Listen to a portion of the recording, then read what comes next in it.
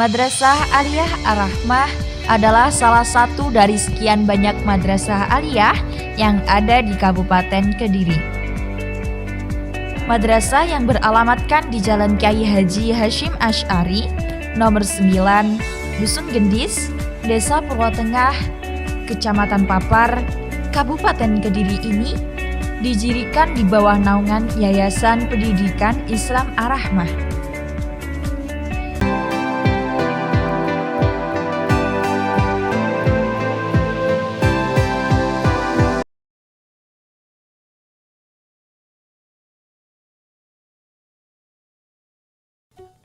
Di dalam tubuh kita terdapat banyak organ vital yang mendukung kelangsungan sistem fungsional tubuh. Salah satu organ tersebut adalah organ reproduksi. Organ ini akan membentuk sistem reproduksi. Berikutnya kita akan membahas proses pembentukan sel kelamin atau gametogenesis. Proses gametogenesis ini dibedakan menjadi dua, yaitu spermatogenesis, yaitu proses pembentukan sperma atau gamet jantan, oogenesis, proses pembentukan ovum atau gamet betina. Proses spermatogenesis dimulai ketika pria mengalami masa pubertas, sedangkan proses oogenesis sudah berlangsung saat wanita masih berada dalam kandungan. Pertama, spermatogenesis. Spermatogenesis terjadi di dalam testis, tepatnya di tubulus seminiferus. Proses pembentukan sperma yang terjadi di tubulus seminiferus melibatkan 3 macam sel, yaitu pertama, spermatogonium atau sel induk spermatozoa sebagai penghasil sperma. Kedua, sel Sertoli berfungsi memberi nutrisi pada spermatozoa. Dan ketiga, sel Leydig merupakan sel penghasil hormon testosteron yang berperan dalam pembelahan meiosis untuk membentuk spermatosit sekunder. Produksi spermatozoa sangat dipengaruhi oleh hormon FSH dan LH.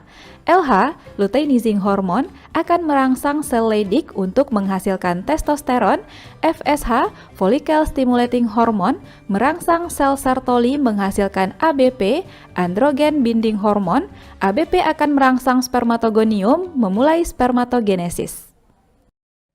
Berikut ini catatan untuk sel-sel yang terlibat dalam spermatogenesis.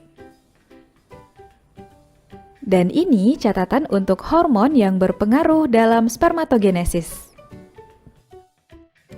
Proses spermatogenesis terjadi melalui 3 tahapan, yaitu tahapan penggandaan, sel primordial mengalami pembelahan mitosis secara berulang-ulang membentuk spermatogonium. Tahap pertumbuhan, spermatogonium bersifat diploid, kemudian tumbuh dan berkembang menjadi spermatosit primer yang diploid.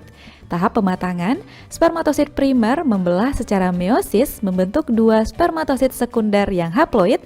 Selanjutnya, spermatosit sekunder membelah secara meiosis membentuk 4 buah spermatid yang haploid. Proses pematangan spermatid menjadi sperma disebut spermiasi. Proses ini dipengaruhi oleh testosteron.